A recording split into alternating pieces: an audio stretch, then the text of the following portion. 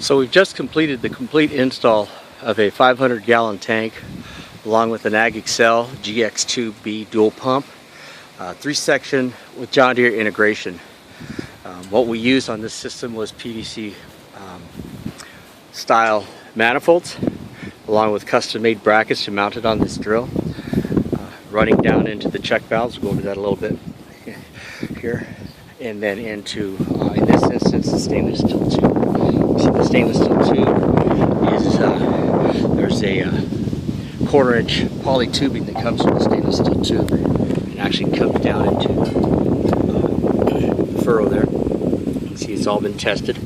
You can see all the liquids running on all these systems here, 64 rows right across. You can see all the tubing across this system here, how it's installed and runs up. What we did is we tie strapped about 10 ribs up so that there's a consistency in all the tubing across the board. Just kind of got to spread it open and get a tie strap in there, and then make sure we tie strap right here so we don't run it down. Now, one important thing you want to know when you're tie strapping is not to cinch it down too tight, because you can affect the flow by squeezing this tube too tight.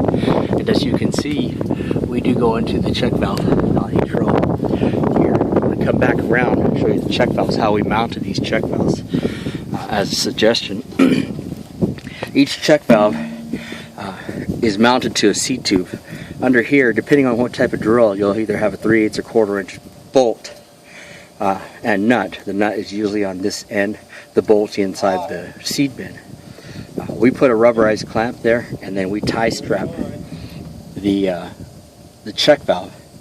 And then from there we run the tube to the manifold. Now, the check valve here, as you go down each row, each one has a clamp. We plumb the tube through each rubber clamp there, so that they kind of channels all the way through, and then they come out one here. No, it looks like they just had a couple of leaks and we're plumbed. Got that here, and then we go down into the rows.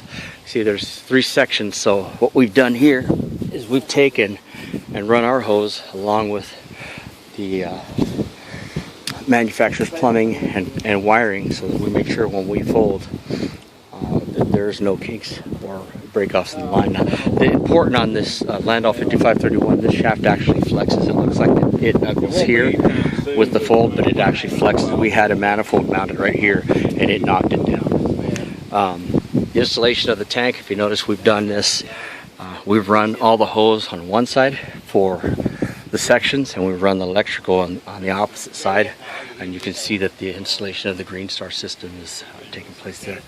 The back bracket on this one is just 2 bolts supplied by the manufacturer, and then 4 bolts that hold the tank cradle down. We've got a custom fit front bracket here. You notice this shaft is able to go right through the middle here. Even this actually moves when they're folding, and it kind of pops up, so there's enough play in there to where it doesn't disturb that. There was consideration for the hydraulic lines here to make sure that they fit properly, and of course, you know, we added the bracket here for the GX2B extended. Come around here. Morning.